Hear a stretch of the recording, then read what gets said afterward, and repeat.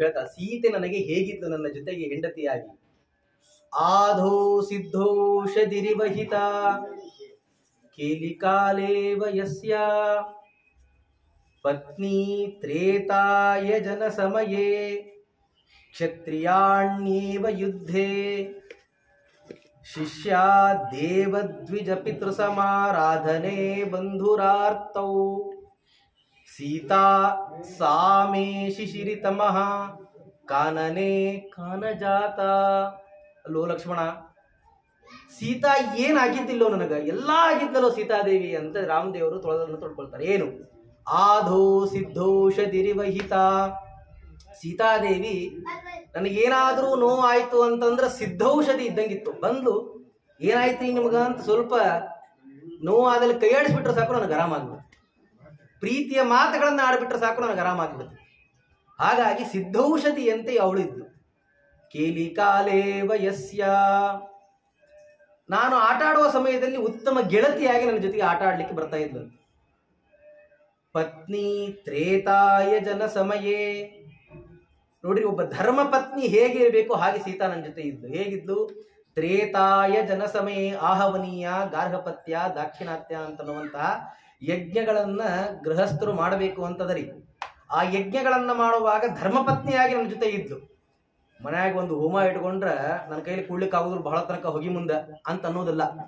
ರಾಮದೇವರು ಯಾವಾಗ ಯಜ್ಞಯಾಗಾದಿಗಳಿಗೆ ಸಿದ್ಧರಾಗ್ತಾ ಇದ್ರು ಆವಾಗ ಧರ್ಮಪತ್ನಿಯಾಗಿ ಅವಳು ತಾನು ಇರ್ತಿದ್ಲಂತ. ಪತ್ನಿ ತ್ರೇತಾಯ ಜನ ಸಮಯೇ ಕ್ಷತ್ರಿಯಾಣ್ಯೇವ ಯುದ್ಧೇ, ಒಬ್ಬ ಉತ್ತಮವಾದಂತಹ ಕ್ಷತ್ರಿಣಿ ಯುದ್ಧಕ್ಕೆ ಸಿದ್ಧರಾಗಿ ನನ್ನ ಜೊತೆ ಯುದ್ಧ ಮಾಡಲಿಕ್ಕೆ ಬರ್ತಾ ಇದ್ಲು. ಶಿಷ್ಯ ದೇವದ್ವಿಜ ಪಿತೃ ಸಮಾರಾಧನೆ, ದೇವ ಕಾರ್ಯ ಪಿತೃ ಕಾರ್ಯ ಇತ್ಯಾದಿಗಳನ್ನ ನಾನು ಮಾಡ್ತಾ ಇದ್ದೆ ಅಂತಂದ್ರೆ ಒಬ್ಬ ಶಿಷ್ಯಳು ಹೇಗೆ ವರ್ತಿಸ್ಬೇಕು ಹಾಗೆ ವರ್ತಿಸ್ತಾ ಇದ್ದಂತೆ. ನೋಡ್ರಿ, ಸಾಮಾನ್ಯವಾಗಿ ನಾವು ನೋಡ್ತೇವೆ ಸ್ವಾಮಿಗಳು ಎಲ್ಲ ಪೂಜೆ ಮಾಡ್ಬೇಕಾದ್ರೆ ಅವ್ರ ಶಿಷ್ಯಂದ್ರೆಲ್ಲ ಪರಿಚಾರಕರು ಎಷ್ಟು ಅವರಿಗೆ ಸಹಾಯವನ್ನು ಮಾಡ್ತಾರೆ. ಅದರಿಂದ ದೊಡ್ಡ ಪುಣ್ಯ ಅದ. ನಾವು ದೇವರ ಮುಂದೆ ರಂಗವಲ್ಲಿಯನ್ನ ಹಾಕಿದ್ರೇನೆ ದೇವರ ಉಪಗಾರಣಿ ಅವೇನು ದೇವರ ಪಾತ್ರಗಳಿರ್ತಾವಲ್ಲ ಅವುಗಳನ್ನು ತಿಕ್ಕಿದ್ರೇನೆ ದೇವರ ಪೂಜೆ ಏನು ಗಂಡಸರು ಮಾಡಿರ್ತಾರಲ್ಲ ಅದ್ರಷ್ಟು ಪುಣ್ಯ ಬಂದು ಹೋಗ್ತದಂತೆ. ಹೀಗಾಗಿ ಹೆಣ್ಮಕ್ಳು ಅವರಷ್ಟ ಮಾಡೋದೇನು, ನಾವು ಮಾಡೋದಿಲ್ಲ ಏನಂತ ತಿಳ್ಕೊಂಡು ಅಬ್ಜೆಕ್ಷನ್ ತೆಗೆಯೋದಲ್ಲ. ಅವರು ಉಪವಾಸ 3 ಗಂಟೆ ತನಕ ಪೂಜೆ ಮಾಡೋದು ಒಂದೇ, ಆ ಪೂಜೆ ಮಾಡಿದ ಪಾತ್ರೆ ಇವ್ರ ಭಕ್ತಿಯಿಂದ ತಿಕ್ಕೋದು ಒಂದೇ. ಅಷ್ಟು ಪುಣ್ಯವನ್ನು ಹೇಳಿದ್ದಾರೆ. ಹಾಗಾಗಿ ಶಿಷ್ಯ ದೇವದ್ವಿಜ ಪಿತೃ ಸಮಾರಾಧನೆ ಬಂಧುರಾರ್ಥವು, ಆ ದೇವಕಾರ್ಯ ಪಿತೃಕಾರ್ಯಗಳಲ್ಲಿ ಅವಳು ನನ್ನ ಶಿಷ್ಯಳಾಗಿ ವರ್ತಿಸ್ತಾ ಇದ್ದು. ಅಂದ್ರೆ ಮನಸ್ಸನ್ನು ಅರ್ಥ ಮಾಡ್ಕೊಂಡು ಏನು ಬೇಕು ರಾಮಚಂದ್ರ ದೇವರಿಗೆ ಆಗಿಂದಾಗ ತಂದು ಕೊಟ್ಬಿಡ್ತಿಲ್ಲ ನಮ್ಮ ಸೀತಾದೇವಿ. ಪದ್ಮಪುರಾಣದಲ್ಲಿ ಒಂದು ಪ್ರಸಂಗ ಬರ್ತದೆ. ಯಾವಾಗಲೂ ಮನೆಯಲ್ಲಿ ದೇವ ಕಾರ್ಯಗಳಾಗಲಿ ಪಿತೃ ಕಾರ್ಯಗಳಾಗಲಿ ಮಾಡಬೇಕಾದ್ರೆ ಎಷ್ಟು ಶ್ರದ್ಧಾ ಭಕ್ತಿಯಿಂದ ಮಾಡಬೇಕು ಅಂತನ್ನೋದನ್ನ ಸೀತಾದೇವಿಯನ್ನು ನೋಡಿ ಕಲ್ಕೋರಿ ಅಂತ ಹೇಳ್ತದೆ ಪದ್ಮಪುರಾಣ. ಒಂದು ಸತಿ ಹಿಂಗೆ ಆಗಿತ್ತಂತ್ರಿ. ಏನು ಅಂತಂದ್ರೆ ವನವಾಸದಲ್ಲಿ ಇದ್ದಾಗ ಶ್ರಾದ್ದ ಬಂತಂತ್ರಿ, ದಶರಥ ಮಹಾರಾಜನ ಶ್ರಾದ್ದ ಬಂತಂತ. ಸೀತಾದೇವಿಗೆ ರಾಮದೇವರು ಹೇಳಿದಂತೆ, ನೋಡಮ್ಮ ನಾಳೆ ನಮ್ಮ ಪಿತೃಗಳ ಶ್ರಾದ್ದ ಇದೆ, ಎಲ್ಲ ತಯಾರು ಮಾಡ್ಕೊಳ್ರಿ ಅಂತ ಲಕ್ಷ್ಮಣ ದೇವರಿಗೆ ಮತ್ತು ಸೀತಾದೇವಿಗೆ ಹೇಳಿದ್ರಂತೆ. ಆಯಿತು, ಅವಶ್ಯವಾಗಿ ಮಾಡ್ಕೊಳ್ತೇವಿ ಅಂತಂದ್ರಂತ. ನಾವು ಈಗ ನಾಳೆ ಶ್ರಾದ್ದದ ಅಂತಂದ್ರೆ ನನ್ನ ಕೈಲಿ ಬೆಳಗ್ಗೆ ಎದ್ದು ಮಾಡ್ಲಿಕ್ಕೆ ಆಗೋದಿಲ್ಲ, ಯಾವ್ದ್ರ ಗುಡಿ ಮಠಕ್ಕೆ ನೋಡ್ರಿ ಅಂತ ಅಂದ್ಬಿಡ್ತೇವೆ. ಹೌದೋ ಇಲ್ಲೋ? ಮತ್ತು ಆಚಾರ ಹುಡ್ಕೋತ ಹೋಗ್ಬೇಕಲ್ಲಿ, ಯಾವ ಮಠದಾಗ ಶ್ರಾದ್ದ ಮಾಡಿಸ್ತಾರ ಸಂಕಲ್ಪ ಮಾಡಿಸ್ತಾರ ಅಂತಕೊಂಡು ಹೇಳಿ ಹುಡ್ಕೋತ ಹೋಗ್ಬೇಕು. ಆದರೆ ಅವಶ್ಯ ಆಗಲಿ ಅಂತ ಸೀತಾದೇವಿ ನಾಳಿನ ಶ್ರಾದ್ದಕ್ಕೆ ಏನೇನು ಬೇಕು ಎಲ್ಲ ಕಾಡಿನಲ್ಲಿ ಎಲ್ಲವನ್ನ ಲಕ್ಷ್ಮಣ ದೇವರು ಸೀತಾದೇವಿ ಸಿದ್ಧವನ್ನ ಮಾಡಿದ್ರಂತೆ. ನೋಡ್ರಿ, ನಾವು ಕಾರ್ಯಗಳನ್ನು ಮಾಡ್ತೇವೆ ಅಂತಂದ್ರೆ ದೇವರು ಹೇಗೋ ಬ್ರಾಹ್ಮಣರನ್ನು ಒದಗಿಸ್ಬಿಡ್ತಾರೆ, ಮಾಡೋ ಸಂಕಲ್ಪ ನಾವು ಮಾಡಬೇಕಷ್ಟೇ. ಹಾಗಾಗಿ ಅದೇ ಸಮಯದಲ್ಲಿ ಶ್ರಾದ್ದದ ಸಮಯದಲ್ಲಿ ಋಷಿಮುನಿಗಳೆಲ್ಲ ಬಂದ್ರಂತಲ್ಲಿ. ಬಂದಾಗ ಬಹಳ ಸಂತೋಷ ಆಯ್ತಂತ ರಾಮದೇವರಿಗೆ. ರಾಮದೇವರಿಗೆ ಸಂತೋಷವಾಗಿ ಅವ್ರನ್ನೆಲ್ಲ ಊಟ ಕೂಡಿಸಿದ್ರಂತೆ. ಊಟ ಕೂಡಿಸಿ ಲಕ್ಷ್ಮಣ ದೇವರಿಗೆ ಸೀತಾದೇವಿಗೆ ಹೇಳಿದ್ರಂತೆ, ಬಡಿಸ್ರಿ ಅಂತ ಹೇಳಿದ್ರಂತೆ. ಶ್ರಾದ್ದ ಎಲ್ಲ ಆಗಿತ್ತು, ಬ್ರಾಹ್ಮಣರ ಭೋಜನ ಆಗಬೇಕು. ನೋಡ್ರಿ, ಶ್ರಾದ್ದದ ಬ್ರಾಹ್ಮಣರು ಅಂತಂದ್ರೆ ಹೇಗಿರ್ತಾರೆ ಅಂತಂದ್ರೆ ಸಾಕ್ಷಾತ್ ಪಿತೃಗಳೇ ಬ್ರಾಹ್ಮಣ ರೂಪದಲ್ಲಿ ಬಂದಿರ್ತಾರಂತ. ಹಾಗಾಗಿ ಸೀತಾದೇವಿ ಅವರಿಗೆ ಬಡಿಸ್ಬೇಕು ಅಂತ ಆ ಅಡಿಗೆ ಮನೆಯಿಂದ ಹೊರಗೆ ಎಲ್ಲಿಗೆ ತರಬೇಕು, ಯಾಕೋ ಆಕಿ ಮನಸ್ಸು ಬರಲಿಲ್ಲ ಬಡಿಸ್ಲಿಕ್ಕೆ. ಒಳಗೆ ಹೋಗ್ಬಿಟ್ಲಂತ. ಒಳಗೆ ಹೋಗಿ ಲಕ್ಷ್ಮಣ ದೇವರಿಗೆ ಅಂತ ನೀ ಬಡಸ್ ನಾ ಏನು ಬಡಿಸೋದಿಲ್ಲ ಅಂತ ಅಂದ್ಬಿಟ್ಲಂತ ಸೀತಾದೇವಿ. ನೋಡಿದ್ರು ಈಗ ಚಟ್ನಿ ತರ್ತಾಳ, ಕೋಸಂಬರಿ ತರ್ತಾಳ, ಏನಾರ ಒಂದು ಐಟಮ್ ತರ್ತಾಳ ಅಂತ ನೋಡಿದ್ರಂತ ರಾಮದೇವರು. ಏನು ಬಡಿಸ್ಲಿಕ್ಕೆ ಬರಲೇ ಇಲ್ಲ ನಮ್ಮ ಸೀತಾದೇವಿ. ಯಾಕೆ ಹಿಂಗೆ ಮಾಡಿದ್ದು ಅಂತಿಕೊಂಡು ಒಮ್ಗಿಲಿ ಸಿಟ್ಟು ಮಾಡ್ಕೋಬಾರ್ದ್ರಿ. ಶ್ರಾದ್ದದೊಳಗೆ ಹೊಟ್ಟೆ ಸಿಟ್ಟು ಮಾಡ್ಕೋಬಾರ್ದು ಅಂತದ. ಆ ಇದ್ದು ಬದ್ದು ಸಿಟ್ಟೆಲ್ಲ ಶ್ರಾದ್ದದ ದಿವಸ ಬಂದಿರ್ತದ ನಮ್ಗೆ. ಆದ್ರೆ ಶ್ರಾದ್ದದ ದಿವಸ ಹೊಟ್ಟೆ ಸಿಟ್ಟು ಮಾಡ್ಕೋಬಾರ್ದು ಅಂತದ. ಹಾಗಾಗಿ ರಾಮಚಂದ್ರ ದೇವರು ಏನೂ ಆಕಿ ಸಿಟ್ಟು ಮೇಲೆ ಮಾಡ್ಕೊಳ್ಳಿದಂತ. ಆಯಿತು, ಬ್ರಾಹ್ಮಣರ ಊಟ ಆಯಿತು, ಎಲ್ಲ ಆಶೀರ್ವಾದ ಆಯಿತು. ಆದ ಮೇಲೆ ಬ್ರಾಹ್ಮಣರು ತಿರುಗಿ ಹೋದ ಮೇಲೆ ಸೀತಾದೇವಿಯನ್ನು ಕರೆದು ರಾಮಚಂದ್ರ ದೇವರು ಕೇಳಿದ್ರು. ಏನು ಅಂತಂದ್ರೆ, ಅಲ್ಲ ಯಾಕೆ ನೀನು ಬ್ರಾಹ್ಮಣರಿಗೆ ಅತಿಥಿ ಸತ್ಕಾರವನ್ನ ಉಪಚಾರವನ್ನ ಬ್ರಾಹ್ಮಣರಿಗೆ ಊಟಕ್ಕೆ ಬಿಡಿಸ್ಲಿಕ್ಕೆ ಯಾಕೆ ಬರಲಿಲ್ಲ? ನಿನಗೇನಾದರೂ ನಮ್ಮಪ್ಪನ ಶ್ರಾದ್ದ ಮಾಡಿದ್ದಕ್ಕೆ ಬೇಜಾರಾಯ್ತಾ? ಎಂಥ ಚಲೋ ರಾಣಿಗತೆ ಇದ್ದೆ, ಕಾಡಿಗಟ್ಟು ಬಿಟ್ಟ ನಿಮ್ಮಪ್ಪ ಅಂತಿಕೊಂಡು ಹೇಳಿ ಸಿಟ್ಟು ಬಂದದೇನು ನಮ್ಮಪ್ಪನ ಮೇಲೆ. ಹಾಗಾಗಿ ಯಾಕೆ ನೀನು ಬರಲಿಲ್ಲ ಅಂತ ಕೇಳಿದ್ರೆ ಸೀತಾದೇವಿ ಒಂದೇ ಮಾತಂದಂತೆ. ಏನು ಅಂತಂದ್ರೆ, ಇಲ್ಲ ನಾನು ಬಡಿಸ್ಲಿಕ್ಕೆ ಅಂತ ಹೊರಗೆ ಬರ್ತಾ ಇದ್ದೆ, ಅಷ್ಟೊತ್ತಿಗೆ ಆ ಬ್ರಾಹ್ಮಣರಲ್ಲಿ ನನ್ನ ಮಾವಂದ್ರು ದಶರಥ ಮಹಾರಾಜನನ್ನ ಕಂಡುಬಿಟ್ಟೆ. ಒಂದು ವೇಳೆ ಏನಾದರೂ ನಾನು ಬಡಿಸಬೇಕಾದ್ರೆ ಆ ದಶರಥ ಮಹಾರಾಜನಿಗೆ ಅಯ್ಯೋ ಎಂತಹ ರಾಣಿಯಂತೆ ಇರೋಳನ್ನ ಕಾಡಿಗೆ ಅಟ್ಬಿಟ್ನಲ್ಲ ಅಂತ ಎಲ್ಲಿ ದುಃಖವಾಗಿ ಅಳತಾರೇನೋ ಅಂತನ್ನೋ ಕಾರಣಕ್ಕೆ ಅವರಿಗೆ ತ್ರಾಸ ಕೊಡಬಾರ್ದು ಅಂತ ನಾನು ಬರಲಿಲ್ಲ ಅಂತಂದಂತೆ. ನೋಡ್ರಿ, ಸೀತಾದೇವಿಗೆ ಎಷ್ಟು ಪಿತೃಗಳ ಭಕ್ತಿ ಇತ್ತು. ಹಾಗೆ ಅದನ್ನು ನೆನೆಸ್ಕೊಂಡು ರಾಮದೇವರು ಅಂತಾರಂತೆ, ಶಿಷ್ಯ ದೇವದ್ವಿಜ ಪಿತೃ ಸಮಾರಾಧನೆ ಬಂಧುರಾರ್ಥವು. ನನ್ನ ಬಹಳ ದುಃಖ ಆದಾಗ ನನ್ನ ಬಂಧುಗಳು ಹೇಗೆ ಸಮಾಧಾನವನ್ನು ಮಾಡಬೇಕೋ ಹಾಗೆ ಮಾಡ್ತಕ್ಕಂತಹ ಸೀತಾದೇವಿ ಇಂತಹ ಕಾನನದಲ್ಲಿ ಎಂತಹ ದೊಡ್ಡ ಸಖಿಯಾಗಿ ಇದ್ದಳು ಅವಳು ಅಂಥವಳನ್ನು ನಾನು ಕಳ್ಕೊಂಡು ಬಿಟ್ಟೇನಿ, ಏನು ಮಾಡಬೇಕು ತಿಳಿತಾ ಇಲ್ಲ ಅಂತ ರಾಮಚಂದ್ರ ದೇವರು ಅನ್ವೇಷಣೆಯನ್ನ ಮಾಡ್ತಾ ಮಾಡ್ತಾ ಮಾಡ್ತಾ ಪಂಪಾ ಸರೋವರಕ್ಕೆ ಬಂದ್ರಂತೆ. ಪಂಪಾ ಸರೋವರಕ್ಕೆ ಬಂದ ಮೇಲೆ ದೂರದಿಂದ ಸುಗ್ರೀವ ನೋಡಿದ. ತುಂಬಾ ಹೆದರಿಕಾಗ್ಬಿಡತ್ತಂತ್ರಿ. ಯಾಕೆ ಅಂತಂದ್ರೆ, ಇಲ್ಲ ಹೇಳಲಿಕ್ಕೆ ಬರುವುದಿಲ್ಲ, ವಾಲಿ ಏನಾದರೂ ಮಾರು ವೇಷದಲ್ಲಿ ಯಾರನ್ನ ನನ್ನನ್ನು ಸಾಯಿಸ್ಲಿಕ್ಕೆ ಕಳಿಸಾನೋ ಏನೋ, ಅದಕ್ಕೆ ಹನುಮಂತ ದೇವರ ಹೋಗಿ ಅವ್ರು ಯಾರು ಸ್ವಲ್ಪ ಭೇಟಿ ಮಾಡ್ಕೊಂಡು ಬರ್ರಿ ಅಂತ ಹನುಮಂತ ದೇವರನ್ನ ಆ ರಾಮ ಲಕ್ಷ್ಮಣ ದೇವರ ಹತ್ರ ಕಳಿಸಿದರು. ಕಳಿಸಿದಾಗ ಹೇಗಿತ್ತು ರಾಮದೇವರದು, ಲಕ್ಷ್ಮಣ ದೇವರದು ಮತ್ತು ಹನುಮಂತ ದೇವರ ಸಂಭಾಷಣೆ ಹೇಗಿತ್ತು? ವಾಲ್ಮೀಕಿ ರಾಮಾಯಣ ಅತ್ಯದ್ಭುತವಾಗಿ ಹೇಳ್ತದೆ. ನಾವು ಸಾಮಾನ್ಯವಾಗಿ ಹನುಮಂತ ದೇವರು ಅಂತಂದ್ರೆ ಏನ್ ತಿಳ್ಕೊಂಡೇವಿರಿ ಅಂತಂದ್ರೆ, ಹನು ಅಂತಂದ್ರೆ ಗದ್ದ ಊದಿಸ್ಕೊಂಡವರು, ಹಾಗಾಗಿ ಹನುಮಂತ ಅಂತ ಅವ್ರನ್ನ ಕರಿತೇವಿ. ಅದು ಯಾಕೆ ಗದ್ದ ಊದಿತು ಅಂದ್ರೆ ಅದಕ್ಕೊಂದು ದೊಡ್ಡ ಕಥೆ ಹೇಳ್ತೇವೆ ನಾವು. ಏನು ಅಂತಂದ್ರೆ, ಹುಟ್ಟಿದಾಗೇನೆ ಆ ಸೂರ್ಯನನ್ನ ಹಣ್ಣು ಅಂತ ತಿಳ್ಕೊಂಡು ಅದನ್ನ ಹಿಡಿಲಿಕ್ಕೆ ಹೋಗಿದ್ರು. ಆವಾಗ ಇಂದ್ರದೇವರು ಹೊಡೆದ್ರು ವಜ್ರಾಯುಧದಿಂದ. ಅದಕ್ಕಾಗಿ ಬಾಯಿಯವರಿಗೆ ಗದ್ದ ಊದಿಕೊಂಡಿದ್ದಕ್ಕ ಅವರಿಗೆ ಹನುಮಾನ್ ಅಂತ ಕರೀತಾರ ಅಂತ ಒಂದು ಮಿಥ್ಯಾಜ್ಞಾನವನ್ನು ಹೊಂದುವಂತಹ ಒಂದು ಕಥೆಯನ್ನು ನಾವು ಹೇಳಿಬಿಡ್ತೇವೆ. ಅದಲ್ಲ, ಆಚಾರ್ಯರು ಹೇಳ್ತಾರೆ ಹನುಮಾನ್ ಅಂತಂದ್ರೆ ಏನು ಅಂತಂದ್ರೆ, ಹನ ಶಬ್ದೋ ಜ್ಞೇಯವಾಚಿ ಜ್ಞಾನವಾಚಿ ಅಂತ ಹೇಳ್ತಾರೆ. ಹನ ಅಂತಂದ್ರೆ ಜ್ಞಾನ ಅಂತ ಅರ್ಥ. ಯಾರು ಜ್ಞಾನವನ್ನು ಹೊಂದಿದ್ದಾರೋ, ಈಗ ಧನ ಇದ್ದವನೇನು ಧನವಾನ್ ಅಂತ ಅರ್ಥ, ಜ್ಞಾನ ಇದ್ದವನಿಗೆ ಜ್ಞಾನವಾನ್ ಅಂತ ಕರಿತೀವಿ. ಹಾಗೆ ಹನ ಅಂತಂದ್ರೆ ಜ್ಞಾನ ಅಂತ ಅರ್ಥ. ಅದನ್ನ ಹೊಂದಿದವನು ಅನ್ನೋ ಕಾರಣಕ್ಕೆ ಅವನಿಗೆ ಹನುಮಾನ್ ಅಂತ ಈ ರೀತಿಯಾಗಿ ಕರೀತಾರೆ ಅಂತ ಹೇಳಿದ್ದಾರೆ. ಆದ್ದರಿಂದ ಹನುಮಂತ ದೇವರ ಜ್ಞಾನ ಹೇಗಿತ್ತು ನೋಡ್ರಿ. ಅನೇಕ ರೀತಿಯ ಸಂಭಾಷಣೆ ಆಯ್ತಂತ್ರಿ. ರಾಮದೇವರಿಗೂ ಹನುಮಂತ ದೇವರಿಗೂ ಸಂಭಾಷಣೆ ಆಯ್ತು. ನೀವು ಯಾರು ಎಲ್ಲ ಉಭಯ ಕುಶಲೋಪರಿ ಎಲ್ಲ ಆಯ್ತಂತ್ರಿ. ಕೇಳಿದಾಗ ಅದು ಆಯ್ತು, ಎಲ್ಲ ಪರಿಚಯ ಆಡಿಕೊಂಡು ಸುಗ್ರೀವನ ಹತ್ರ ನಿಮ್ಮನ್ನು ಕರ್ಕೊಂಡು ಹೋಗ್ತೇನೆ, ನಿಮ್ಮ ಏನು ಯಾವ ಕಾರ್ಯಕ್ಕಾಗಿ ನೀವು ಬಂದೀರಿ ಅದನ್ನು ನಾವು ಸುಗ್ರೀವ ಮಾಡಿಸ್ತಾನೆ, ಏನು ಆ ಸೇವೆಯನ್ನು ನಮಗೆ ಅವಕಾಶವನ್ನು ಒದಗಿಸಿಕೊಡ್ರಿ ಅಂತ ಇಷ್ಟೆಲ್ಲ ಹೇಳಿ ಹನುಮಂತ ದೇವರು ಹೋದ್ರಂತ. ನೋಡ್ರಿ, ಹೋದ ಮೇಲೆ ಹನುಮಂತ ದೇವರ ಬಗ್ಗೆ ರಾಮದೇವರು ಆಡ್ಕೊಂಡ್ರಂತ. ಏನು ಅಲ್ಲ, ಇಷ್ಟೋ ತನಕ ನನ್ನ ಜೊತೆ ಮಾತನಾಡ್ದ, ಒಂದು ಅಪಶಬ್ದ ಇವನ ಬಾಯಲ್ಲಿ ಬರಲಿಲ್ಲಲ್ಲ ಅಂತಂತ. ನೋಡ್ರಿ, ರಾಮದೇವರಂತಾರೆ, ನಾನ್ ಋಗ್ವೇದ ವಿನೀತಸ್ಯ ನಾ ಯಜುರ್ವೇದ ಧಾರಿಣಃ ನಾ ಸಾಮವೇದ ವಿದುಷಃ ಶಕ್ಯಮೇವಂ ಪ್ರಭಾಷಿತು. ಅಲ್ಲ, ಇಂತಿಂತಹ ದೊಡ್ಡ ದೊಡ್ಡ ವೇದಗಳನ್ನೆಲ್ಲ ಓದೇನಿ ಅಂತಕೊಂಡು ದೊಡ್ಡ ದೊಡ್ಡ ವೈದಿಕರಾಗಿ ತೋರಿಸ್ತಕ್ಕಂಥವ್ರೆಲ್ಲರೂ ಕೂಡ ಒಂದು 5 ನಿಮಿಷ ಮಾತನಾಡ್ರಿ ಅಂತಂದ್ರೆ ಚಲೋ ಮಾತಕ್ಕಿಂತ ಕೆಟ್ಟ ಕೆಟ್ಟ ಅಂದ್ರೆ ಅಪಶಬ್ದಗಳು, ತಪ್ಪು ಶಬ್ದಗಳನ್ನು ಉಚ್ಚಾರ ಮಾಡೋದೇ ಬಹಳ. ನಾವು ಅಂತಹದ್ದು ಇಷ್ಟೋ ತನಕ ಸಂಭಾಷಣೆಯನ್ನ ಮಾಡಿದ್ರು ಒಂದು ಶಬ್ದ ಬರಲಿಲ್ಲಲ್ಲ. ನೂನಂ ವ್ಯಾಕರಣಂ ಕೃಸ್ತಂ ಅನೇನ ಬಹುಧಾ ಶ್ರುತಂ ಬಹುವ್ಯಾಹರತಾನೇನ ನ ಕಿಂಚಿತ್ ಅಪಶಬ್ದಿತಂ.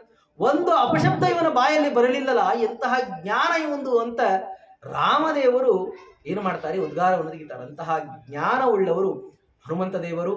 ನಾವು ಒಂದೊಂದು ಶಬ್ದವನ್ನ ಆಡುವಾಗ ಆಯಾ ಶಬ್ದಗಳನ್ನ ವ್ಯಾಕರಣದಲ್ಲಿ ಒಂದೊಂದು ವರ್ಣಗಳು ಒಂದೊಂದು ಸ್ಥಾನದಲ್ಲಿ ಹುಟ್ಟುತ್ತಾವಂತ್ರಿ.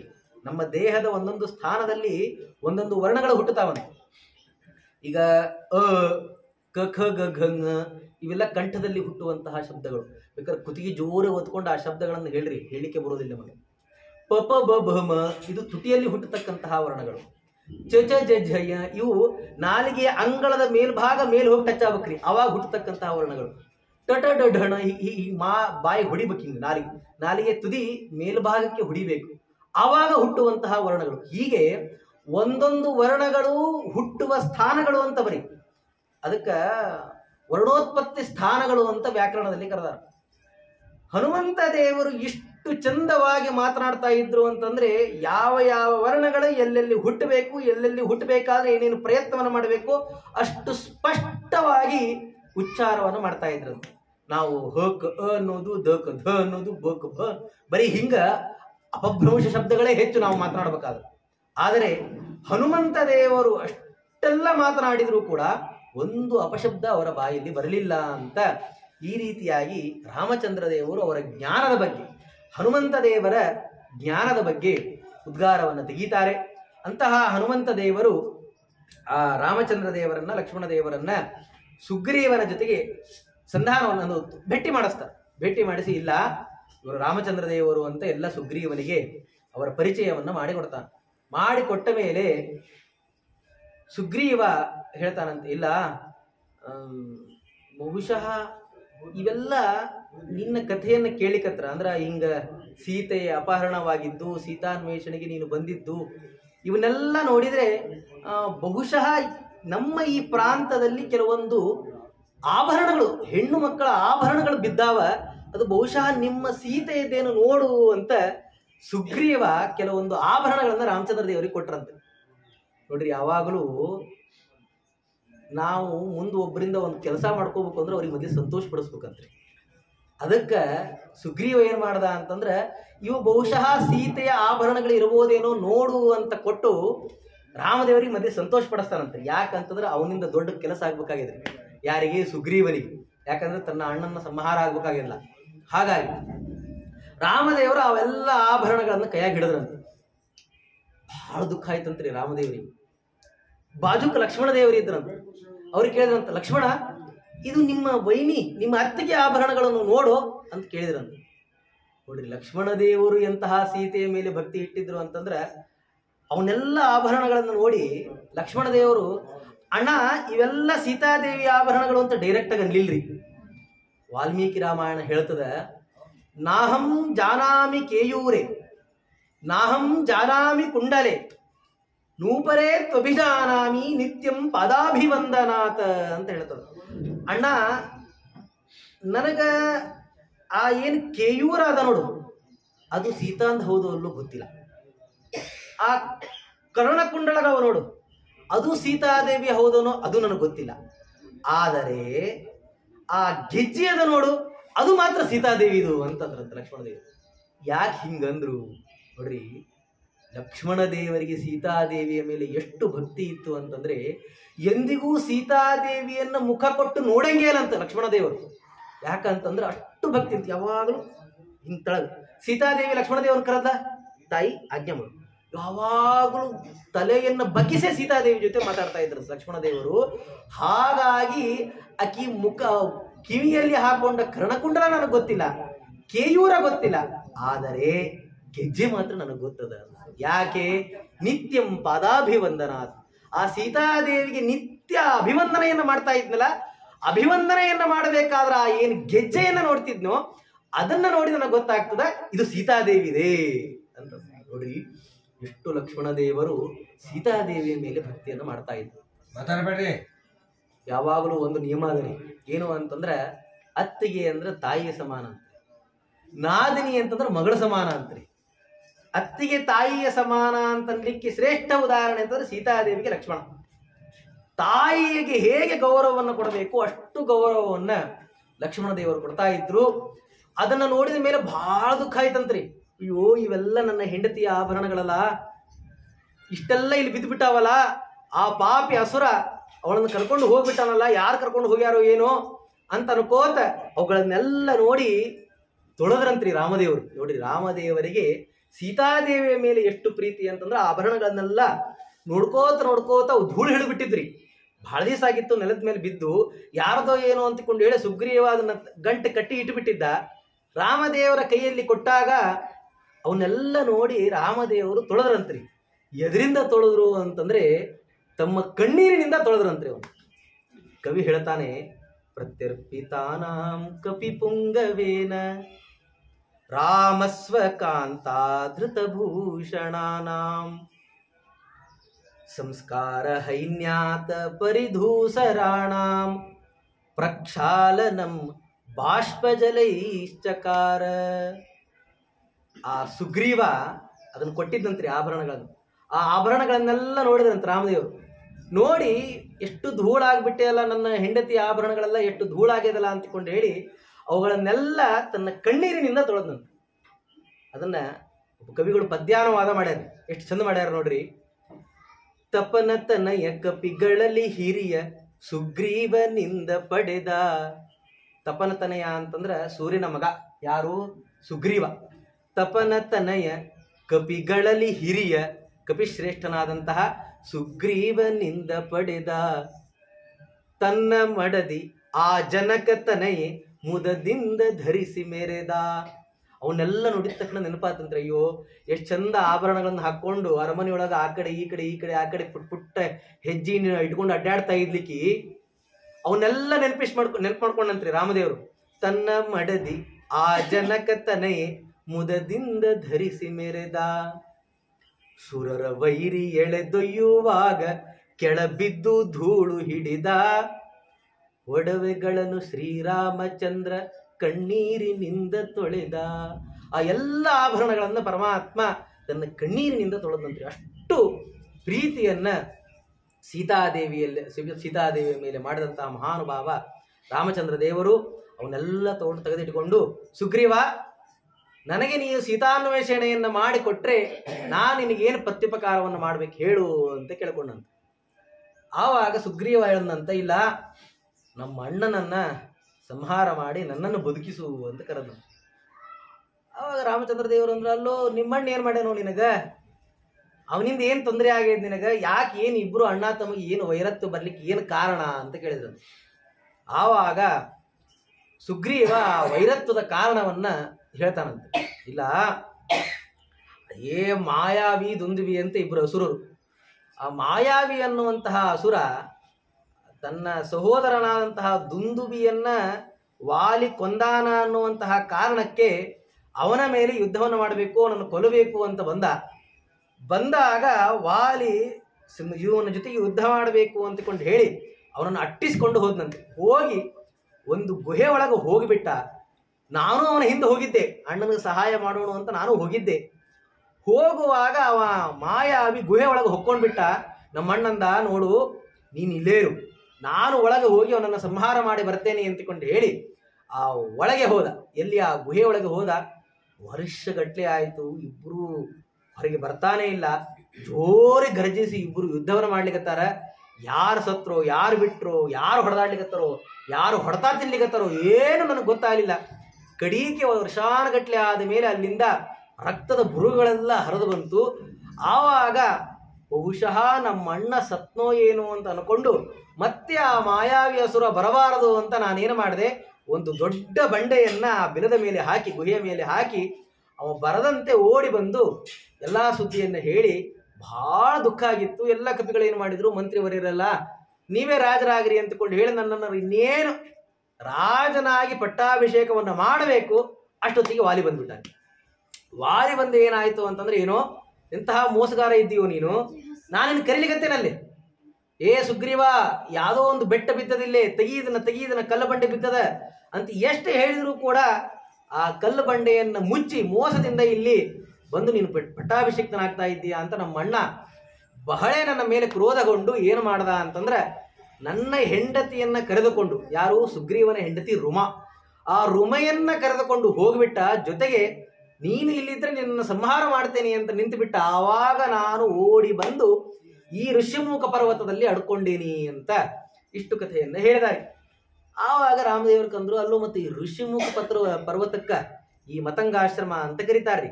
ಋಷ್ಯಮುಖ ಪರ್ವತ ಇರೋದು ಮತಂಗಾಶ್ರಮದಲ್ಲಿ. ಇಲ್ಲಿ ಯಾಕೆ ಬಂದಿ, ಮತ್ತೆ ಇಲ್ಲಿ ನಿಮ್ಮ ವಾಲಿ ಬಂದು ನಿನ್ನನ್ನು ಸಂಹಾರ ಮಾಡಲಿಲ್ಲೇನು, ನಿನ್ನನ್ನು ಹೊಡಿಲಿಲ್ಲೇನು ಅಂತ ಕೇಳ್ತಾರೆ. ಆವಾಗ ಸುಗ್ರೀವ ಅಂದ, ಇಲ್ಲ, ಇಲ್ಲಿ ಬರದಂಗ ಒಂದು ವ್ಯವಸ್ಥೆ ಇತ್ತು ಅವನಿಗೆ, ಹಾಗಾಗಿ ನಾ ಇಲ್ಲಿ ಸುರಕ್ಷಿತವಾಗಿ ಇದ್ದೇನೆ ಅಂತಂದ. ಏನಿತ್ತು ಅದಕ್ಕೊಂದು ಕಥೆಯನ್ನು ಹೇಳ್ತಾನೆ. ಏನು, ಆ ಮಾಯಾವಿಯ ಸೋದರ ಇದ್ದ ನೋಡ್ರಿ, ದುಂದುಬಿ ಅಂತ.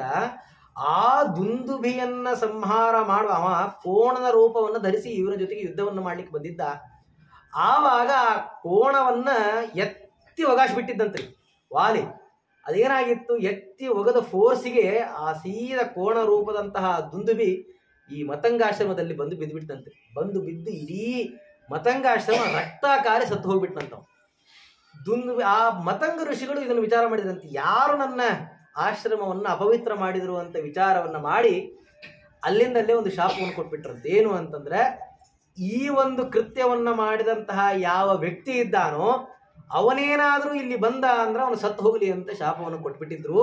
ಹಾಗಾಗಿ ವಾಲಿಗೆ ಇಲ್ಲಿ ಬರದಂಗೆ ಒಂದು ವ್ಯವಸ್ಥೆ ಇದೆ, ಇಲ್ಲಿ ಬರುವುದಿಲ್ಲ ಅನ್ನೋ ಕಾರಣಕ್ಕೆ ನಾ ಇಲ್ಲಿ ಹೆದರಿ ಕೂತೇನಪ್ಪ. ಆದ್ದರಿಂದ ನೀನೇನು ಮಾಡು, ವಾಲಿಯನ್ನು ಸಂಹಾರ ಮಾಡಬೇಕು ಅಂತ ಈ ರೀತಿಯಾಗಿ ಒಪ್ಪಂದ ಆಯ್ತ್ರಿ. ಯಾರಿಗೆ? ರಾಮದೇವರಿಗೂ ಮತ್ತು ಸುಗ್ರೀವನಿಗೂ ಇಬ್ಬರಿಗೂ ಕೂಡ ಒಪ್ಪಂದ. ನಾನು ಸೀತಾನ್ವೇಷಣೆಯನ್ನು ಮಾಡಿ ಕೊಡ್ತೇನೆ, ನೀನು ವಾಲಿ ಸಂಹಾರವನ್ನು ಮಾಡಬೇಕು ಅಂತ ಒಪ್ಪಂದವಾಗಿ. ನೋಡ್ರಿ ಎಂತಹ ಅಜ್ಞಾನ ಸುಗ್ರೀವನಿಗೆ. ಅಲ್ಲ, ನಮ್ಮ ಅಣ್ಣನನ್ನ ಸಾಯಿಸುವಂತಹ ಸಂಹಾರ ಮಾಡುವಂತಹ ಬಲ ನಿನಗದನು ಅಂತ ನಾ ಪರೀಕ್ಷೆ ಮಾಡ್ಬೇಕಲ್ಲ ಅನ್ನಂತ. ರಾಮದೇವರು ಆಯ್ತು ನಿಮ್ಮ ಅಣ್ಣನನ್ನು ಸಂಹಾರ ಮಾಡ್ತೇನೆ ಅಂತ ಅಂದ್ಬಿಟ್ಟ. ಅಂದ ಮೇಲೆ ಸುಗ್ರೀವನಿಗೆ ಜ್ಞಾನ ಬಂತಂತೆ. ಏನು, ಅಲ್ಲ, ನನ್ನ ಅಣ್ಣನನ್ನು ಸಂಹಾರ ಮಾಡುವಂತಹ ಪರಾಕ್ರಮ ಇವನಿಗಿದೆಯಾ ಅಂತ ವಿಚಾರ ಮಾಡಿದಂತೆ. ನೋಡಿ, ಇದು ದೇವರ ವಿಷಯಕವಾಗಿ ಉಳಿದ ಜನರಿಗೆ ಬರುವಂತಹ ಅಜ್ಞಾನ. ಸುಗ್ರೀವನಿಗೆ ಅಜ್ಞಾನ ಬಂತು. ಏನು, ನಮ್ಮ ಅಣ್ಣ ಮಹಾಪರಾಕ್ರಮಿ, ಅವನನ್ನ ಸಂಹಾರ ಮಾಡುವ ಪರಾಕ್ರಮ ರಾಮದೇವರಿಗೆ ಇದೆಯಾ ಅಂತ ಅವನಿಗೆ ಸಂದೇಹ ಬಂತು. ಆದರೆ ಹನುಮಂತ ದೇವರಿಗೆ ಆ ಸಂದೇಹ ಬರಲಿಲ್ಲ. ಅವ್ರು ಹೇಳ್ತಾರೆ, ಏನಂತ ತಿಳಿದೀಯೋ ನೀನು, ಸಾಕ್ಷಾತ್ ರಾಮಚಂದ್ರ ದೇವರು ಅವರು ಅವಶ್ಯವಾಗಿ ಸಂಹಾರವನ್ನು ಮಾಡ್ತಾರೆ ಅಂತ ಹನುಮಂತ ದೇವರು ಹೇಳಿದರೂ ಕೂಡ ಸುಗ್ರೀವ ಅಂತಾನೆ ಇಲ್ಲಿಲ್ಲ, ಪರೀಕ್ಷೆ ಮಾಡಬೇಕು ಅಂತ. ಪರೀಕ್ಷೆ ಮಾಡಬೇಕು ಅಂತ ಆ ಸಪ್ತತಾಲ ವೃಕ್ಷಗಳನ್ನ ಅದನ್ನ ಒಂದೇ ಬಾಣದಲ್ಲಿ ನೀನೇನಾದರೂ ಛೇದನವನ್ನ ಮಾಡಿದೆ ಅಂತಂದ್ರೆ ನಿನಗೆ ಅದು ಅದರ ಎಲೆಯನ್ನು ಯಾರಿಗೂ ಅಳಗಾಡಿಸ್ಲಿಕ್ಕಾಗಂಗಲ್ಲಂತ್ರಿ. ಅಷ್ಟು ಮಹಾಪರಾಕ್ರಮದಂತಹ ಅಸುರನ್ನ ಒಳಗೆ ಕೂತಿದ್ದ ಆ ಸಪ್ತತಾಲ ವೃಕ್ಷಗಳಲ್ಲಿ. ಅದನ್ನ ಅಳಗಾಡಿಸ್ದವ ಅಂದ್ರೆ ವಾಲಿ ಒಬ್ಬನೇ ಅಂತ್ರಿ. ಹೀಗಾಗಿ ಅಳಗಾಡಿಸುವ ಪ್ರಯತ್ನವನ್ನ ವಾಲಿ ಮಾಡ್ಯಾನ ನಮ್ಮಣ್ಣ. ಅದನ್ನೇನಾದ್ರೂ ನೀ ಛೇದನವನ್ನ ಮಾಡಿದೆ ಅಂತಂದ್ರೆ ನಿನಗೆ ನಮ್ಮ ಅಣ್ಣನನ್ನ ಸಂಹಾರ ಮಾಡುವಂತಹ ಶಕ್ತಿ ಸಾಮರ್ಥ್ಯ ಇದೆ ಅಂತ ನಾನು ಅನ್ಕೊಳ್ತೇನೆ ಅಂತ ಸುಗ್ರೀವ ಅನ್ನಂತೆ. ಹಾಗಾಗಿ ಆ ಸಪ್ತತಾಲ ವೃಕ್ಷಗಳನ್ನ ಛೇದನವನ್ನು ಮಾಡಿಸಿದ. ವಿಶ್ವಾಸ ಬಂತು. ವಿಶ್ವಾಸ ಬಂದ ಮೇಲೆ ಆಯ್ತು, ಹಂಗಾರ ನಾಳೆ ನಮ್ಮ ಅಣ್ಣನನ್ನ ಯುದ್ಧಕ್ಕೆ ಕರೀತೇನೆ, ಯುದ್ಧಕ್ಕೆ ಕರೆದ ಮೇಲೆ ನೀನೇನು ಮಾಡು, ನಮ್ಮ ಅಣ್ಣನನ್ನ ಸಂಹಾರ ಮಾಡು ಅಂತ ಹೇಳಿದಂತ. ಆಯ್ತು, ರಾಮಚಂದ್ರ ದೇವರಂದ್ರು ಅವಶ್ಯ ಆಗಲಿ ಅಂತಂದ್ಬಿಟ್ರು. ಅವಶ್ಯ ಆಗಲಿ, ನೀನು ಯುದ್ಧಕ್ಕೆ ಕರಿ. ಯುದ್ಧಕ್ಕೆ ಕರೆದಾಗ ನಾನು ಏನು ಮಾಡ್ತೇನೆ, ಮರೆಯಲ್ಲಿ ನಿಂತು ಕೊಲ್ತೀನಿ ಅಂತಂದ್ರ. ಹಂಗ ಮಾಡು, ಯಾಕಾದೀತು, ಒಟ್ಟು ಸಾಯಿಸಿದ್ರು ಸಾಕಪ್ಪ, ನನ್ನ ಕೆಲಸ ಆದ್ರೆ ಸಾಕು, ನೀ ಹೆಂಗಾರ ಮಾಡು ಅಂದ್ಕೊಂಡು ಹೇಳಿ ಸುಗ್ರೀವ ಮಾತು ಕೊಟ್ಟ. ಮರುದಿವಸ ಯುದ್ಧಕ್ಕೆ ಕರೆದ ವಾಲಿಯನ್ನ ಯುದ್ಧಕ್ಕೆ ಕರೆದಾಗ ಚಲೋ ದೊಡ್ಡ ಗರ್ಜನೆ ಮಾಡಿ, ಬಾರು ವಾಲಿ ಯುದ್ಧಕ್ಕೆ ಬಾ ಅಂತ ಕರೆದ. ಯುದ್ಧ ಆಗ್ತಾ ಇದೆ. ಹೇಳಿದ್ದವ ವಾಲಿಯನ್ನು ಸಂಹಾರ ಮಾಡ್ತಾನೋ ಅನ್ನೋ ವಿಶ್ವಾಸದಿಂದ ಏನು ಮಾಡ್ದ ಅಂತಂದ್ರ ಹೋದ, ಯುದ್ಧವನ್ನು ಮಾಡಲಿಕ್ಕೆ ಪ್ರಾರಂಭವನ್ನು ಮಾಡಿದ. ಆದರೆ ಚಲೋತ್ನೇ ಹೊಡಿಸ್ಕೊಂಡು ಬಂದ್ಬಿಟ್ಟಾರೆ ಸುಗ್ರೀವ. ಹೊಡಿಸ್ಕೊಂಡು ಬಂದ ಮೇಲೆ ತಪ್ಪಿಸ್ಕೊಂಡು ಓಡಿ ಬಂದು ರಾಮದೇವ್ರಿಗೆ ಕೆಟ್ಟ ಬೈಲಿಗತ್ಬಿಟ್ಟಂತೆ. ಅಲ್ಲೋ ನಿಂಗೆ ತಿಳಿತದಿಲ್ಲೋ ಮಾರಾಯ, ನಿನ್ನ ನಂಬಿಕೊಂಡು ನಾನು ಅಲ್ಲಿ ಹೋಗಿ ನಮ್ಮ ಅಣ್ಣನ ಜೊತೆಗೆ ಯುದ್ಧ ಮಾಡ್ಲಿಕತ್ತೀನಿ, ನೀನು ನೋಡಿದ್ರೆ ಅವನು ಸಂಹಾರ ಮಾಡ್ತೇನೆ ಅಂತಕೊಂಡು ಹೇಳಿ ಸಂಹಾರನೆ ಮಾಡ್ಲಿಂದಲೋ, ನಾನು ಎಷ್ಟು ಒದೆ ತಿಂದ್ಕೊಂಡು ಬಂದೆ ಅಂತ ಸುಗ್ರೀವ ರಾಮದೇವರ ಹತ್ರ ಹೇಳಿದ್ರೆ ರಾಮದೇವರು ಒಂದು ಉತ್ತರವನ್ನು ಕೊಟ್ರಂತೆ. ಏನು ಅಂತಂದ್ರೆ, ಇಲ್ಲ, ನೀವಿಬ್ರು ಟ್ವಿನ್ಸು, ಹಿಂಗಾಗಿ ನನಗೆ ವಾಲ್ ಯಾರು ಸುಗ್ರೀವ್ ಯಾರು ಗೊತ್ತಾಗಲಿಲ್ಲ, ಅದಕ್ಕೆ ನಾನು ಬಿಟ್ಟೆ ಅಂತಂದ್ರ. ಓ ಮಾರಾಯ, ಮೊದಲೇ ಹೇಳಬೇಕು ಬೇಡ ಓ ಮಾರಾಯ, ಅದಕ್ಕೊಂದು ನಾ ವ್ಯವಸ್ಥೆ ಮಾಡ್ತಿದ್ದೆ ಅಂತಕೊಂಡು ಹೇಳಿ ಒಂದು ಕೆಲಸ ಮಾಡಿ, ನಾ ಇನ್ನೊಮ್ಮೆ ಯುದ್ಧಕ್ಕೆ ಹೋಗ್ತೇನೆ. ಆವಾಗ ಹೋಗ್ಬೇಕಾದ್ರ ಗಜಪುಷ್ಪ ಅಂತನ್ನುವಂತ ಒಂದು ಪುಷ್ಪ ಅಂತ್ರಿ, ಅದರ ಮಾಲೆಯನ್ನು ನಾನು ಹಾಕೊಂಡು ಹೋಗ್ತೇನೆ. ರಾಮದೇವರ ಅಂದ್ರೆ ಒಂದು ಕೆಲಸ ಮಾಡು, ಈ ಮಾಲೆ ಹಾಕೊಂಡು ಹೋಗಿ ನೀನು, ಆವಾಗ ನನಗೆ ಗುರ್ತಾಗ್ತದೆ ವಾಲಿ ಯಾರು ಸುಗ್ರೀವ್ ಯಾರು ಅಂತಕೊಂಡು ಹೇಳಿ, ಆಮೇಲೆ ನಾನು ಕೊಲ್ತೇನೆ ಅಂತ ಹೇಳಿದ್ರು. ಹಂಗ ಮಾಡು ಅಂತಕೊಂಡು ಹೇಳಿ ಗಜಪುಷ್ಪವನ್ನ ಮಾಲೆಯನ್ನು ಹಾಕಿದಂತೆ ಸೂಚ್ಯವಾಗಿ ನಿನಗೆ ವಿಜಯ ಸಿಗುತ್ತದೆ ಅಂತ ರಾಮದೇವರು ಹೇಳಿದ್ರಂತೆ. ಯುದ್ಧ ಆಯಿತು. ಯುದ್ಧ ಆಗಬೇಕಾದ್ರೆ ರಾಮದೇವರು ಮರೆಯಲ್ಲಿ ನಿಂತು ಆ ವಾಲಿಯನ್ನ ಸಂಹಾರವನ್ನು ಮಾಡಿದ. ಈ ಪ್ರಸಂಗ ನಾವು ರಾಮಾಯಣದಲ್ಲಿ ಕೇಳಿದ ಮೇಲೆ ನಮಗೊಂದು ಪ್ರಶ್ನೆ ಬರ್ತದಲ್ರಿ, ದೊಡ್ಡ ಪರಮಾತ್ಮ ದೇವರ ಅವತಾರ ರಾಮದೇವರು ಅಂತಂತೀರಿ, ಅವನಿಗೆ ವಾಲಿ ಯಾರು ಸುಗ್ರೀವ್ ಯಾರು ಗೊತ್ತಾಗಲಿಲ್ಲ, ಅದೇನು ದೇವರು ಅಂತಂತೀರಿ ಅಂತ ಕೆಲವೊಂದಿಷ್ಟು ಜನ ಅಂತಾರೆ. ಆದರೆ ಆಚಾರ್ಯರು ನಿರ್ಣಯದಲ್ಲಿ ಅದಕ್ಕೆ ಉತ್ತರವನ್ನು ಕೊಡ್ತಾರೆ. ಏನು, ಯಾಕೆ ರಾಮಚಂದ್ರ ದೇವರು ಮೊದಲೇ ಅವನನ್ನು ಕೊಲ್ಲಿಲ್ಲ? ಮೊದಲ ಕೊಲ್ಬೋದಿತ್ತು, ಅವನಿಗೇನು ವಾಲಿ ಯಾರು ಸುಗ್ರೀವ್ ಯಾರು ಗೊತ್ತಾಗಲ್ಲ, ಸಿಕ್ತಿತ್ತು, ಗೊತ್ತಾಗ್ತಿತ್ತು. ಆದ್ರೆ ಯಾಕೆ ಕೊಲ್ಲಿಲ್ಲ ಅಂತಂದ್ರೆ ಅದಕ್ಕೊಂದು ನಿರ್ಣಯವನ್ನು ಕೊಡ್ತಾರೆ. ಏನು ಅಂತಂದ್ರೆ, ಎಷ್ಟೇ ಜಗಳ ಆಡ್ತಿರ್ಲಿ, ಅಣ್ಣ ತಮ್ಮಂದ್ರಾಗಲಿ ಗಂಡ ಹೆಂಡತಿ ಆಗಲಿ, ಎಷ್ಟೇ ಜಗಳ ಆಡ್ತಿರ್ಲಿ, ಒಂದು ಸಂದರ್ಭದಲ್ಲಿ ಎದುರಿಗೆ ಬಂದು ನಿಂತಾಗ ಹೇಳಲಿಕ್ಕೆ ಬರೋದಿಲ್ಲ, ಹಳೆಯ ನೆನಪುಗಳಿಂದ ಭ್ರಾತೃತ್ವ ಪ್ರೇಮ ಉಕ್ಕಿ ಹರಿದು ಒಂದಾಗೋ ಚಾನ್ಸಸ್ ಇರ್ತಾವ. ಅದಕ್ಕೆ ಸಾಮಾನ್ಯವಾಗಿ ಅಂತಾರೆ ನೋಡ್ರಿ, blood is thicker than water ಅಂತಕೊಂಡು ಹೇಳಿ. ಈಗೇನೋ ವಾಲಿಯ ಮೇಲೆ ದ್ವೇಷದಿಂದನೋ ಮತ್ತೊಂದು ಯಾವುದೋ ಕಾರಣಕ್ಕೋ ಅವನ ಮೇಲೆ ಯುದ್ಧವನ್ನ ಸಾರಿ ಯುದ್ಧ ಮಾಡ್ಲಿಕ್ಕೆ ಹೋಗ್ಯಾನ. ಹೋದಾಗ ಇಬ್ರು ಹೊಡೆದಾಡ್ಬೇಕಾದ್ರೆ ಸಾಮಾನ್ಯವಾಗಿ ಹೊಡೆತ ತಿಂದಾಗ ನಮ್ಗೇನು ಬಾಯ ಬರ್ತದ್ರಿ, ಅಮ್ಮ ಅಪ್ಪ ಅಂತ ಬಾಯ ಬರ್ತದೆ. ಹಂಗೇನಾದ್ರೂ ಹೊಡೆತ ತಿನ್ಬೇಕಾದ್ರೆ ಬಾಯಿ ತಪ್ಪಿ ಅಣ್ಣ ಅಂತ ಬಂದು ಅಣ್ಣನಿಗೆ ಸುಗ್ರೀವ ಮೇಲೆ ಪ್ರೀತಿ ಉಕ್ಕಿ ಹರಿದು ಯಾಕೆ ಹೊಡೆದಾಡಬೇಕಿಬ್ರು, ನಾವು ಸುಮ್ಮನೆ ನಮ್ಮಷ್ಟಕ್ಕೆ ನಾವಿಬ್ರು ಆರಾಮಿರೋಣ ಅಂತಿಕೊಂಡು ಬದಲಾವಣೆ ಆಗ್ಬಿಟ್ರೆ ಮನಸ್ಸು. ಹಾಗಾಗಿ ಒಮ್ಗಿಲೆ ಇಬ್ರು ಹೊಡೆದಾಡ್ಲಿಕ್ಕತ್ತಾರ ಅಂತಂದಾಗ ಆಗಿದ್ದ ಅಲ್ಲಿ ಬರೀ ಇಬ್ರು ಬೇರೆ ಮಾಡಿಸ್ತೀನಿ ಅಂತ ಹೋಗ್ಬಿಡ್ಬಾರ್ದ್ರಿ. ಏನು ಮಾಡಬೇಕು ಅಂದ್ರೆ ಒಂದು ಅವಕಾಶವನ್ನು ಕೊಡ್ಬೇಕಂತ್ರಿ. ಏನು ಅಂತಂದ್ರೆ, ಇಬ್ಬರು ಸೋದರರು ಹೊಡೆದಾಡ್ತಾ ಇದ್ದರು ಅಲ್ರಿ, ಕೋರ್ಟೇ ಗಂಡ ಹೆಂಡತಿ ಡೈವರ್ಸ್ ಕೇಳಲಿಕ್ಕೆ ಕೊಟ್ರೆ 6 ತಿಂಗಳು ಅವಕಾಶ ಕೊಡ್ತದ, ನೋಡ್ರಿ ಒಂದಾಗ್ಲಿಕ್ಕೆ ನೋಡ್ರಿ ಅಂತಕೊಂಡು. ಹಾಗಿದ್ದಾಗ ಅಣ್ಣ ತಮ್ಮಂದ್ರಿ ಇಬ್ರು ಹೊಡೆದಾಡ್ಲಿಕ್ಕತ್ತಾರ ಅಂತಂದಾಗ ಒಮ್ಮಿಂದೊಮ್ಗಿಲೆ ಅವ್ರನ್ನ ದೂರ ಮಾಡ್ಲಿಕ್ಕೆ ನೋಡಬಾರ್ದು, ಅವ್ರನ್ನ ಸಾಧ್ಯ ಆದಷ್ಟು ಒಂದಾಗ್ತಾರೇನೋ ಅಂತ ನೋಡ್ಬೇಕು. ಆದ್ರೂ ಆಗ್ಲಿಲ್ಲ ಅಂತಂದ್ರೆ ಏನು ಮಾಡಬೇಕು, ಅನಿವಾರ್ಯದ ಅಂತಕೊಂಡು ಹೇಳಿ ಬೇರೆ ಮಾಡ್ಬೇಕು. ನಮ್ಮ ಆಚಾರ ಕಲಾಪ್ರಾಚಾರ ಒಂದು ಕತೆ ಹೇಳ್ತಿದ್ರು, ಇದೇ ಪ್ರಸಂಗ ಆಗಿತ್ತಂತ. ಇಬ್ರು ಅಣ್ಣ ತಮ್ಮಂದ್ರು ತಂದೆ ತೀರ್ಕೊಂಡು ಬಿಟ್ಟ. ತಂದೆ ತೀರ್ಕೊಂಡ ತಕ್ಷಣ ಶುರುವಾತ್ ನೋಡ್ರಿ, 3ನೇ ದಿವಸನೇ ಅಸ್ಥಿ ಸಂಚಯನ ಆಗಿ ಬಿಟ್ಟು ಬರೋ ಪುರುಸತ್ತಿಲ್ಲ ಜಗಳ ಶುರುವಾಯ್ತು ಅಣ್ಣ ತಮ್ಮಂದು. ಎಷ್ಟರ ಮಟ್ಟಿಗೆ ಜಗಳ ಶುರುವಾಯಿತು ಅಂತಂದ್ರೆ, ಸೀಮ್ ಹಿಡ್ಕೊಂಬ ಮರದಿವ್ಸನ ಮನೆ 2 ಆಗಬೇಕು ಅಂತಿಕೊಂಡು ಅನ್ನೋ ಅಷ್ಟರ ಮಟ್ಟಿಗೆ ಜಗಳ ಶುರುವಾಯ್ತಂತ್ರಿ ಅಣ್ಣ ತಮ್ಮ. ಜಗಳ ಆಯ್ತು ಆಯ್ತು ಆಯ್ತು. ಎಷ್ಟರ ಮಟ್ಟಿಗೆ ಆಯ್ತು ಅಂದ್ರೆ, ಆ ಮನಿ, ಅಪ್ಪ ಕಟ್ಟಿದ ಮನಿ, ಅಪ್ಪ ಮಾಡಿದ ಪದಾರ್ಥಗಳು, ಸಾಮಾನುಗಳು ಎಲ್ಲ 2 ಆಗಬೇಕು ಅಂತಿಕೊಂಡು ಹೇಳಿ ಆಗ್ಬಿಡ್ತಂತ. ಆದ ಮೇಲೆ ಎಲ್ಲ ಆಸ್ತಿ ಹಂಚಿಕೆ ಎಲ್ಲ ಆಯ್ತು, ಈ ಕಡೆ ಇಷ್ಟು ಭಾಗ ಈ ಕಡೆ ಇಷ್ಟು ಭಾಗ ಎಲ್ಲ ಆದಂತೆ. ಆದ ಮೇಲೆ ಒಂದು ಕಟ್ಟಿಗೆ ಉಯ್ಯಾಲೆ ಇತ್ತಂತ ಅವ್ರ ಮನೆ. ಅದು ಯಾರಿಗೆ ಬೇಕು ಅಂತ ಪ್ರಶ್ನೆ ಬಂತಂತೆ. ಪ್ರಶ್ನೆ ಬಂದಾಗ ಇದು ನನಗೆ ಬೇಕು ಅಂತಿಕೊಂಡು ಹೇಳಿ ಅಣ್ಣ, ತಮ್ಮ ನನಗೆ ಬೇಕು ಅಂತ ತಮ್ಮ, ಇಬ್ಬರಿಗೂ ಹೊಡೆದಾಟ ಶುರುವಾಯ್ತು. ಹೊಡೆದಾಟ ಅಂದ್ರೆ ಬಾಯಿಲೆ ಹೊಡೆದಾಟ ಶುರುವಾಯ್ತು. ಶುರುವಾದಾಗ ಎಲ್ಲಿಗೆ ನೋಡ್ರಿ, ಯಾವಾಗ ಏನು ನೆನಪಾಗ್ತದೆ ಹೇಳಿಕ್ ಬರೋದಿಲ್ಲ. ಇದ್ರಾಗ ನಮ್ಮಪ್ಪ ನನ್ನ ತೊಡಿ ಮೇಲೆ ಕುಡ್ಸ್ಕೊಂಡು ಆಟ ಆಡ್ಸ್ಯಾನ, ಹೀಗಾಗಿ ಇದು ನನಗ ಬೇಕು ಅಂತ ಅಣ್ಣ ನಿನ್ ಜೊತೆ ನಾನು ಕೂತಿದ್ದಿಲ್ಲನೋ, ಹಂಗಾಗಿ ನನಗೂ ಬೇಕು ಅಂತ ತಮ್ಮನ್ನು ನೋಡ್ರಿ. ಆವಾಗ ಇಬ್ಬರಿಗೆ ಅವರಿಬ್ಬರ ಪ್ರೀತಿ ನೆನಪಾದ. ಪ್ರೀತಿ ನೆನಪಾಗಿ ಹೋದಲ್ಲ, ಎಷ್ಟು ಚಂದ ಇಬ್ರು ಸಣ್ಣವಂದಿರ್ತ, ಇಬ್ರು ಅಪ್ಪನ ತೊಡಿ ಮೇಲೆ ಒಬ್ಬ ನಾನು ನೀನು ಇಬ್ಬರು ಕುತ್ಕೊಂಡು ಇದೇ ತೊಟ್ಲ ಮೇಲೆ ಇದೇ ಉಯ್ಯಾಲೆ ಮೇಲೆ ಕುತ್ಕೊಂಡು ಆಟ ಆಡೀವಿ. ಈಗ ಇದೇ ಉಯ್ಯಾಲೆ ಸಲುವಾಗಿ ಹೊಡೆದಾಡ್ಲಿಕತ್ತೀವಿ. ಯಾಕೆ ಹೊಡೆದಾಡ್ಬೇಕು, ಸುಮ್ಮನೆ ಸ್ವಲ್ಪ ದಿವಸ ಇರೋಣಂತ, ನೋಡೋಣಂತ. ಯಾಕೆ ಒಮ್ಮಿಗೆ ಹೊಡೆದಾಡಿ ಇಷ್ಟೆಲ್ಲ ಹಿಷೆ ಮಾಡಿ ಇದನ್ನ ಯಾಕೆ ಮಾಡೋಣಂತ, ಸಾಧ್ಯ ಆದಷ್ಟು ಸ್ವಲ್ಪ ದಿವಸ ದುಡ್ಡು ಬಿಡೋಣಂತ ಮುಂದೆ ಅಂತಿಕೊಂಡು ಹೇಳಿ ಇಬ್ಬರು ಅಣ್ಣ ತಮ್ಮ ಜಗಳ ಆಡೋದು ಬಿಟ್ಟು ಆ ಎಲ್ಲ ಸಾಮಾನು ಏನು ಹಿಷೆ ಆಗದೇನೆ ಸ್ವಲ್ಪ ದಿವಸ ಹಂಗೆ ಇದ್ರಂತ್ರಿ. ಮುಂದೆ ಒಂದು ದಿವಸ ಏನು ಮನಪರಿವರ್ತನೆ ಆತೋ ಏನೋ ಗೊತ್ತಿಲ್ಲ, ಮುಂದೆ 20-25 ವರ್ಷ ಇಬ್ರು ಅಣ್ಣ ತಮ್ಮ ಒಂದ ಮನೆಗೆ ಇದ್ರು. ಹೇಳಿಕ್ ಬರೋದಿಲ್ಲ, ಮನಸ್ಸು ಹೆಂಗ್ ಬದಲಾವಣೆ ಆಗ್ತದೋ ಹೇಳಿಕ್ ಬರೋದಿಲ್ಲ. ಅದಕ್ಕೆ ರಾಮಚಂದ್ರ ದೇವರು ಅಂದ್ರಂತೆ, ಅಣ್ಣ ತಮ್ಮ ಇಬ್ಬರು ಜಗಳಾಡಬೇಕಾದ್ರೆ ಯಾವುದೋ ಒಂದು ಕಾರಣಕ್ಕೆ ಅವರಿಗೆ ಪ್ರೀತಿಯು ಕರೆದೋ ಭ್ರಾತೃತ್ವದ ನೆನಪಾಗಿಯೋ ಅಮ್ಮ ಅಪ್ಪನ ನೆನಪಾಗಿಯೋ ಏನಾಗಬಹುದು, ಆ ಒಂದು ಪ್ರೀತಿಯಿಂದ ಒಂದಾಗುವಂತಹ ಸಂದರ್ಭ ಇರ್ತದೆ. ಆದ್ದರಿಂದ ಒಮ್ಮಿಲೆ ಕೊಲ್ಲಬಾರದು ಅನ್ನೋ ಕಾರಣಕ್ಕಾಗಿ ರಾಮಚಂದ್ರ ದೇವರು ಏನ್ ಮಾಡಿದ್ರು ಅಂದ್ರೆ ಒಂದು ಸುಳ್ಳು ಹೇಳಿದ್ರಂತಿಲ್ಲ, ನನಗೆ ನೀ ಯಾರು ವಾಲಿ ಯಾರು ಗೊತ್ತಾಗ್ಲಿಲ್ಲ, ಅದಕ್ಕೆ ಬಿಟ್ಟೆ ಅಂತಂದ್ರು. ಆವಾಗ ಯಾವಾಗ ಓ ಮಾರಾಯ ನನಗೊಂದೇನಾರು ಗುರ್ತಿಗೆ ಹಾಕು ಆಮೇಲೆ ಕೊಲ್ಲು ಅಂತಂದ. ಓ ಇದು ಒಂದಾಗೋ ಗಿರಾಕಿಗಳಲ್ಲ ಇವರಿಬ್ರು, ಇದಕ್ಕೆ ನಾನು ವ್ಯವಸ್ಥೆ ಮಾಡಬೇಕು ಅಂತಕೊಂಡು ಹೇಳಿ ಏನು ಮಾಡ್ದ. ಆಮೇಲೆ ವಾಲಿ ಸಂಹಾರ ಆಯಿತು. ವಾಲಿ ಸಂಹಾರ ಆದ ಮೇಲೆ ತಾರಾದೇವಿಗೆ ಬಹಳ ದುಃಖ ಆಯ್ತಂತ್ರಿ. ತಾರಾದೇವಿ ಅಂತಂದ್ರೆ ವಾಲಿಯ ಹೆಂಡತಿ. ಬಹಳ ದುಃಖ ಆಯ್ತಂತ್ರಿ.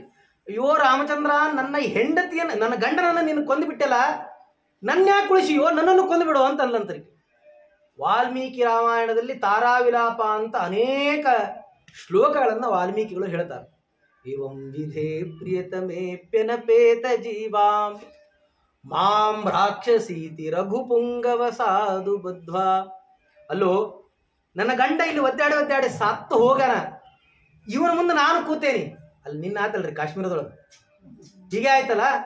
ಹಾಗಾಗಿ ಗಂಡ ಸತ್ತು ಬಿದ್ದಾನ, ನನ್ನ ಯಾಕೆ ಬದುಕಿಸಿಯೋ ರಾಮ, ನನ್ನನ್ನು ಕೊಂದುಬಿಡು ಅಂತಂತಾಳಂತ್ರಿ ಆಕೆ. ಯಾರು? ತಾರ. ಅವಾಗ ರಾಮಚಂದ್ರ ದೇವರೇನಾದ್ರು, ಇಲ್ಲ ನಾನು ಹೆಣ್ಮಕ್ಳನ್ನು ಕೊಲ್ಲುವುದಿಲ್ಲ ಅಂತ ನೀ ಉತ್ತರ ಹೇಳ್ತೀಯಾ? ನೀ ಹಂಗ ಉತ್ತರ ಹೇಳಿಕ್ ಬರೋದಿಲ್ಲ. ಯಾಕೆ? ಬಾಣಂ ವಿಮುಂಚ ಮೈ ಸಂಪ್ರತಿ ತಾಟಕಾರೆ. ತಾಟಕನ ಕೊಂದಿ ಇಲ್ಲೇನು? ತಾಟಕಾನು ಹೆಣ್ಣೆ ಅಲ್ಲ, ಮತ್ತೆ ಅಕ್ಕಿನ ಕೊಂದೆ ಅಂದ್ಮೇಲೆ ನನ್ನ ಯಾಕೆ ಕುಳಿಸಿಯೋ, ನನ್ನ ಕೊಂದು ಬಿಡೋ ಅಂತಂದ್ಲಂತ್ರಿ. ರಾಮಚಂದ್ರ ದೇವ ಹೇಳಿದ್ರಂತ, ಅವ ತಪ್ಪು ಮಾಡ್ಯಾನ, ಕೊಂದೇನಿ. ನೀ ಏನು ತಪ್ಪು ಮಾಡಿಲ್ಲ, ನಿನ್ನ ಯಾಕೆ ಕೊಲ್ಲಿ ಅಂತ ಕಲ್ಲು. ರಾಮಚಂದ್ರ ದೇವರಂದಾಗ ಹೇಗಾದ್ರೂ ಮಾಡಿ ರಾಮಚಂದ್ರ ದೇವರು ನನ್ನನ್ನು ಕೊಲ್ಲಬೇಕು ಅಂತ ರಾಮಚಂದ್ರ ದೇವರಿಗೂ ಟ್ರಿಗರ್ ಮಾಡಿಲ್ಲಂತ್ರಿ ಆಕೆ. ಯಾರು? ತಾರಾದೇವಿ. ಎಷ್ಟರ ಮಟ್ಟಿಗೆ ಅವಳು ಮಾಡಿಲ್ಲಂದ್ರೆ, ರಾಮ ನೀನು ಖರೇ ಪರಾಕ್ರಮಿ ಆಗಿದ್ದಿ ಅಂದ್ರೆ, ಖರೇ ಬಿಲ್ಗಾರ ಆಗಿದ್ದಿ ಅಂತಂದ್ರೆ, ಖರೇ ನೀನು ಧನುರ್ಧಾರಿ ಆಗಿದ್ದಿ ಅಂತಂದ್ರೆ, ನೀನು ನನ್ನನ್ನು ಕೊಂದ್ರೇನೆ ನೀ ಪರಾಕ್ರಮಿ, ಇಲ್ಲಾದ್ರೆ ಇಲ್ಲ ಅಂತ ಅಂದ್ಬಿಟ್ಲಂತ್ರಿ ಆಕೆ. ಅಂತಾಳ, ನಾಹಂ ಸುಕೇತು ತನಯ ನಚ ಸಪ್ತಸಾಲಿ ವಾಲಿ ನಚ ತ್ರಿಭುವನ ಪ್ರಥಿತ ಪ್ರಭಾವ ತಾರಾಸ್ಮಿ ವಜ್ರ ಹೃದಯ ವಿಶಿಖೈರಭೇದ್ಯ ಧನ್ವೀ ಕಥಂ ಭವಸಿ ರಾಘವ ಮಾಮ ವಿದ್ವಾ. ಹೇ ರಾಮ, ನೀನು ಹೆಂಗೋ ನನ್ನನ್ನು ಕೊಲ್ಲದೇನೆ ನೀನು ಧನ್ವಿ ಅಂತ ಅನ್ಸ್ಕೊಳ್ತೀನಿ, ನನ್ನ ಕೊಲ್ಬಿಡು ಅಂತಂದ. ಯಾಕೆ ಅಂತಂದ್ರೆ, ನಾನಲ್ಲ ತಾಟಕ, ನಿನ್ನ ಬಾಣಗಳಿಂದ ಸಾಯ್ಲಿಕ್ಕೆ ನಾ ಏನು ತಾಟಕ ಅಂತ ಅನ್ಕೊಂಡೇನ? ಛೆ, ನಾ ತಾಟಕನೂ ಅಲ್ಲ. ನಿನ್ನಿಂದ ಸೀಳಾದ ಸಪ್ತಸಾಲಗಳಲ್ಲನ. ಆ ಸಪ್ತಸಾಲ ವೃಕ್ಷಗಳನ್ನು ನೀ ಬಾಣಗಳಿಂದ ಸಂಹಾರ ಮಾಡಿದಲ್ಲ, ಸಪ್ತಸಾಲ ವೃಕ್ಷಗಳಲ್ಲ ನಾನು. ಮೂರ್ಲೋಕಗಳು ಬಲ್ಲ ಶಕ್ತಿಯನ್ನೊಳಗೊಂಡ ವಾಲಿಯೂ ನಾನಲ್ಲವೋ. ಆ ವಾಲಿಯನ್ನು ಸಂಹಾರ ಮಾಡಿರ್ಬೋದು ನೀನು, ಆದ್ರೆ ನಾ ವಾಲಿನೂ ಅಲ್ಲ. ಮತ್ ಯಾರು ನಾನು? ತಾರಾಸ್ಮಿ ವಜ್ರ ಹೃದಯ. ಈ ನನ್ನ ಗಂಡ ಸತ್ತು ಬಿದ್ದಿದ್ರು ನೋಡಿದ್ರು ನಾನು ಎದೆ ಹೊಡೆದ ಸಾಯದೆ ಇದ್ದೇನೆ ಅಂತಂದ್ರೆ, ನಾನು ಎಷ್ಟು ಕಠಿಣ ಹೃದಯಿ, ವಜ್ರ ಹೃದಯಿ ಇದ್ದೇನೆ ಅಂತಂದ್ರೆ, ಈ ವಜ್ರ ಹೃದಯವನ್ನು ನೀನು ಸೀಳು ಅಂದ್ರೆ ನೀನು ನಿಜವಾದ ಬಲ್ಗಾರ ಆಗ್ತಿದಿ ಅಂತ ಅನೇಕ ರೀತಿಯಾಗಿ ತಾರೆಗೆ ಅವನೇನು ಮಾಡ್ದ ಅಂತಂದ್ರ, ತಾರೆ ಪ್ರಚೋದನೆಯನ್ನು ಮಾಡ್ತಾಳಂತ ರಾಮದೇವರಿಗೆ, ನನ್ನನ್ನು ಸಂಹಾರ ಮಾಡುವಂತ. ಆದರೆ ರಾಮಚಂದ್ರ ದೇವರ ಅಂತ ನೋಡು, ನಿನ್ನ ಗಂಡ ತಪ್ಪು ಮಾಡಿದ್ದ, ಆದ್ದರಿಂದ ಅವನ ಸಂಹಾರವನ್ನು ಮಾಡಿದ. ಇದು ರಾಮದೇವರ ಧರ್ಮ ಪ್ರಜ್ಞೆಯನ್ನು ತೋರಿಸ್ತದೆ. ಏನು ಮಾಡಿದ್ದ ತಪ್ಪು ವಾಲಿ? ನೋಡ್ರಿ, ನಾನು ಆಗಲೇ ಒಂದು ಮಾತಂದೆ, ಅತ್ತಿಗೆ ತಾಯಿಯ ಸಮಾನ, ನಾದಿನಿ ಮಗಳ ಸಮಾನ. ನಾದಿನಿಯನ್ನು ತಂದಿಟ್ಕೊಂಡಾನಿವ ಯಾರು? ವಾಲಿ. ಸುಗ್ರೀವನ ಹೆಂಡತಿಯಾದ ರುಮೆಯನ್ನು ತಂದಿಟ್ಕೊಂಡಾನಿವ. ಅಂದ ಮೇಲೆ ಮಗಳನ್ನ ಭೋಗಿಸಲಿಕ್ಕೆ ಅಂತ ತಂದಿಟ್ಕೊಂಡ ಅಂದ್ರೆ ಅದರಂತ ಮಹಾದ್ರೋಹ ಯಾವುದೇ ಇಲ್ಲ. ಆದ್ದರಿಂದ ಅವನನ್ನು ಸಂಹಾರ ಮಾಡಿದೆ ಅಂತಂತ. ಜೊತೆಗೆ ಇನ್ನೊಂದು ಹೇಳ್ತಾರೆ, ನಾವೆಲ್ಲ ಈ ಆಕ್ಷೇಪವನ್ನು ಬಹಳ ಜನ ಕೇಳ್ತೇವೆ ನೋಡ್ರಿ. ಏನು ಅಂತಂದ್ರೆ, ಮೋಸದಿಂದ ವಾಲಿಯನ್ನ ಕೊಂದ ಯಾರು? ರಾಮಚಂದ್ರ ದೇವರು. ಮರೆಯಲ್ಲಿ ನಿಂತು ಕೊಂದ, ಮೋಸದಿಂದ ಕೊಂದ ಅಂತ. ಅದಕ್ಕೆ ಕಾರಣಗಳಿವೆ ಅಂತಂತಾರೆ ಆಚಾರ್ಯ. ಏನು ನೋಡ್ರಿ, ವಾಲಿಯನ್ನ ಯಾಕೆ ರಾಮದೇವರು ಕೊಲ್ಲಬೇಕಾಯ್ತು ಅನ್ನೋದು ಒಂದು ತಾನು ಕೊಟ್ಟ ಮಾತು ಸುಗ್ರೀವನಿಗೆ ಅಂತನ್ನೋದು ಒಂದು, ಜೊತೆಗೆ ಅವ ಮಾಡಿದ ಧರ್ಮದ ವಿರುದ್ಧ ಕಾರ್ಯಗಳು.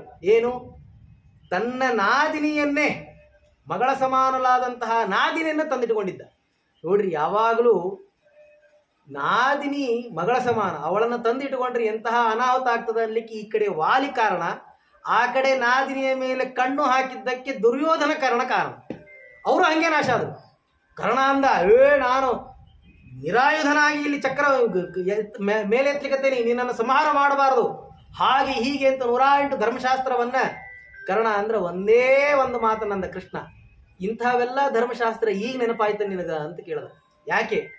ಆ ದ್ರೌಪದಿಯನ್ನ ವಸ್ತ್ರಾಪಹರಣ ಮಾಡಿಸಿದಲ್ಲ. ನೋಡ್ರಿ, ದುರ್ಯೋಧನನಿಗೆ ವಿಚಾರಣೆ ಇದ್ದಿದ್ದಿಲ್ರಿ. ದ್ರೌಪದಿಯ ವಸ್ತ್ರಾಪಹರಣವನ್ನ ಮಾಡಬೇಕು ಅನ್ನೋ ವಿಚಾರಣೆ ಇದ್ದಿದ್ದಿಲ್ಲ. ಯಾರಿಗೆ? ದುರ್ಯೋಧನನಿಗೆ. ಅದನ್ನು ಪ್ರಚೋದನೆಯನ್ನ ಮಾಡಿದವ ಕರ್ಣ. ಹೋಗಕ್ಕೆ ಕರ್ಕೊಂಬಂದಕ್ಕೆ ಅಪಮಾನ ಮಾಡುವಂತ. ನೋಡ್ರಿ, ಯಾರು ರೇಖಿ? ಮತ್ತೆ ದುರ್ಯೋಧನನ ನಾದ್ನಿ ಅಲ್ವಾ? ಹಾಗಾಗಿ ಅವಳಿಗೆ ಅಪಮಾನವನ್ನ ಮಾಡಿಸುವಾಗ ನಿನಗೆ ಈ ಧರ್ಮ ಪ್ರಜ್ಞೆ ಇರ್ಲಿಲ್ವಾ ಅಂತಿಕೊಂಡು ಹೇಳಿ ಏನು ಮಾಡ್ದ? ಕೃಷ್ಣ ಪರಮಾತ್ಮ ಅಲ್ಲಿ ಅವನ್ನ ಸಾಯಿಸಿದ. ಅದೇ ರೀತಿಯಾಗಿ ಇಲ್ಲೇ ಮಗಳ ಸಮಾನನಾದಂತಹ ರುಮಿಯನ್ನು ನೀನು ಕರ್ಕೊಂಡು ಹೋಗಿಯಲ್ಲ, ನಿನಗೆ ಧರ್ಮದ ಅರಿವಿಲ್ವಾ ಅಂತಿಕೊಂಡು ಹೇಳಿ ಆ ಧರ್ಮದ ಅರಿವನ್ನು ಮೂಡಿಸ್ಲಿಕ್ಕೆ ಅವನನ್ನ ಸಂಹಾರ ಮಾಡಿದೆ. ಆದ್ರೆ ನೀನು ಏನೂ ತಪ್ಪು ಮಾಡಿಲ್ಲ, ನಿನ್ನ ಯಾಕೆ ಸಂಹಾರ ಮಾಡಲಿ ಅಂತ ರಾಮದೇವರ ಜೊತೆಗೆ ಮರೆಯಲ್ಲಿ ನಿಂತ್ಕೊಂಡು ಯಾಕೆ ಸಂಹಾರ ಮಾಡಿದ? ತುಂಬ ಸ್ವಾರಸ್ಯ ಇದೆ.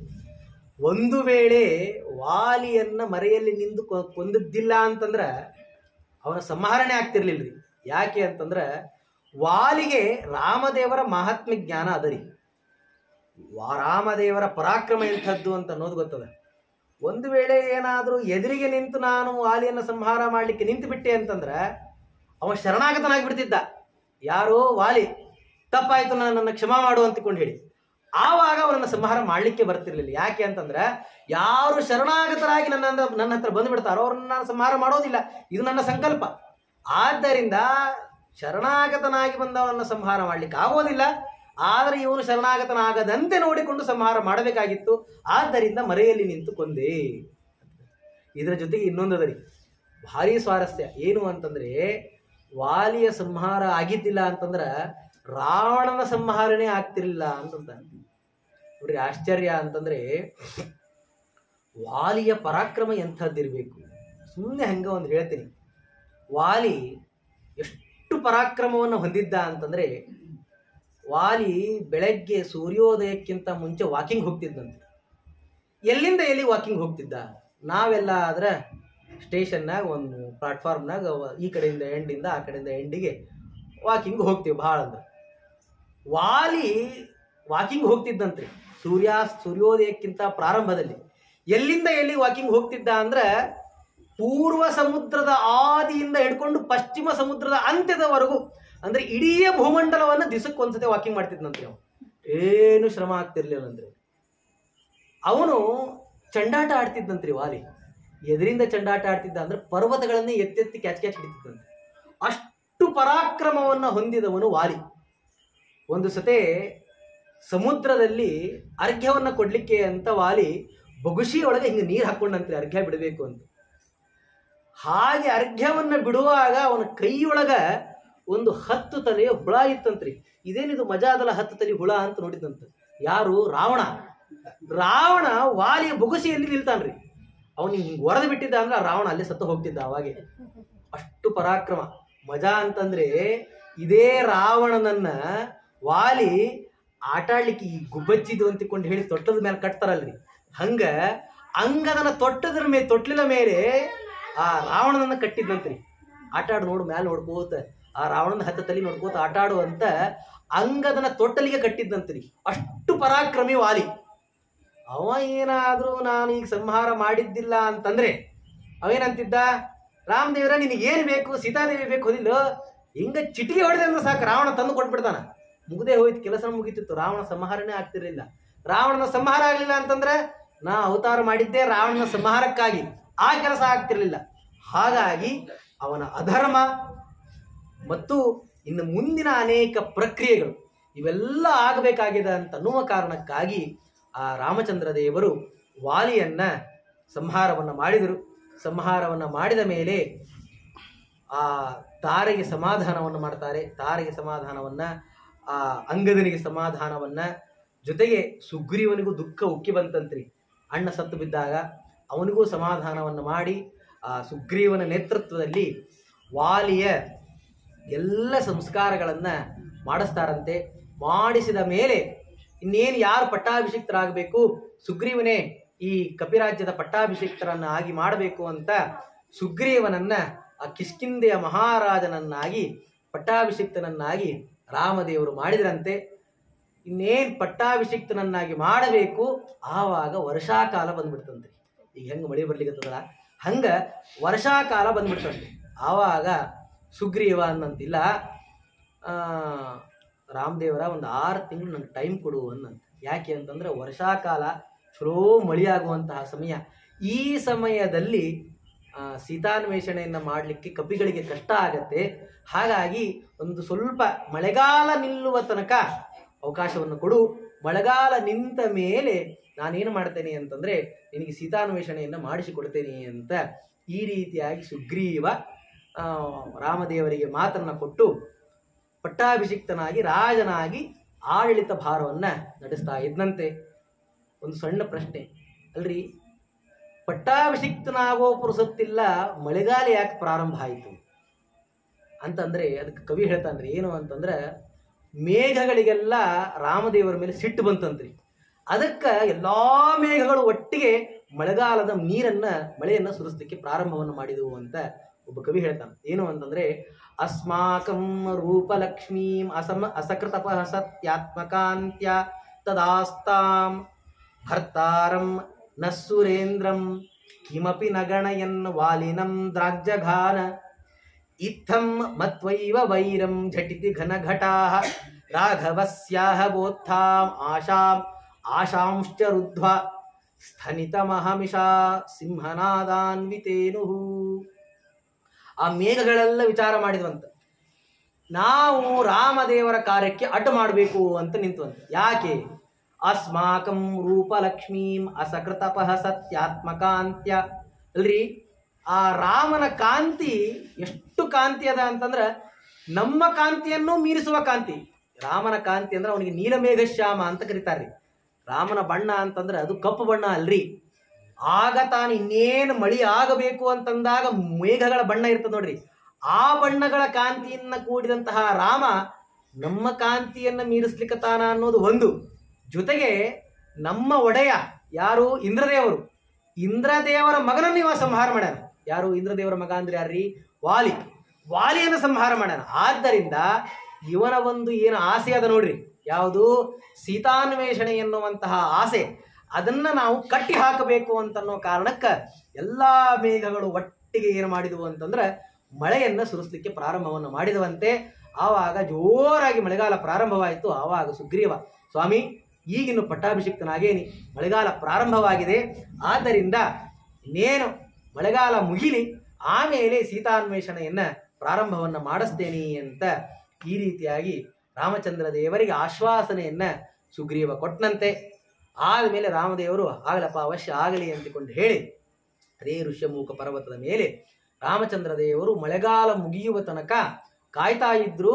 ಇತ್ತ ಕಡೆ ಪಟ್ಟಾಭಿಷಿಕ್ತನಾದಂತಹ ಸುಗ್ರೀವ ಕಪಿರಾಜ್ಯವನ್ನು ಭಾರವನ್ನು ಮಾಡಲಿಕ್ಕೆ ಪ್ರಾರಂಭವನ್ನು ಮಾಡಿದ ಅಂತನ್ನುವಂತಹ ವಿಚಾರವನ್ನು ಹೇಳಿ ಮುಂದೆ ಆ ವರ್ಷಾಕಾಲದ ವರ್ಣನೆಯನ್ನು ವಾಲ್ಮೀಕಿ ರಾಮಾಯಣದಲ್ಲಿ ಮಾಡ್ತಾರ. ಈಗ ಹೆಂಗೆ ಮಳೆ ಬರ್ಲಿಕ್ಕತ್ತದೋ ಹಂಗೆ ಆವಾಗ ಕೂಡ ಮಳೆ ಬಂದಿತ್ತು. ಅಲ್ಲೇ ರಾಮದೇವರ ಅನ್ವೇಷಣೆಗೆ ತೊಂದರೆ ಆಗಿತ್ತು. ಇಲ್ಲಿ ಆಚಾರ್ಯರು ಮನೆಗೆ ಹೋಗ್ಲಿಕ್ಕೆ ಬಹಳ ತೊಂದರೆ ಆಗುತ್ತೆ.